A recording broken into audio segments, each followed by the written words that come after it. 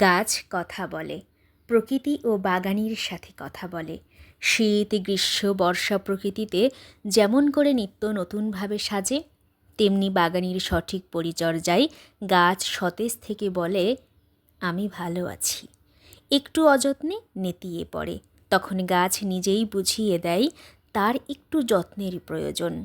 যারা গাছ প্রেমী, গাছে লাগাতে ভালোবাসেন, তারাই একমাত্র এই কথাটার অর্থ বুঝবেন। দেখুন, ছোট্ট একটা টবে লাগানো পেঁয়াজ গাছ কি সুন্দর করে মাটির গর্ভে ছোট ছোট পেঁয়াজের জন্ম দিয়েছে।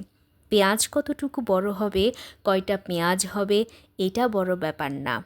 ছোট্ট একটা টব থেকে এর চেয়ে বেশি আশা করাটাও নেহাত বোকামি। যে কোনো গাছের ক্ষেত্রে বীজ বপন থেকে শুরু করে চারা গজানো, গাছ বড় হওয়ার পর ফুল ও ফল ধরা, সবই একটি বাগানের কাছে চমকপ্রদ ব্যাপার।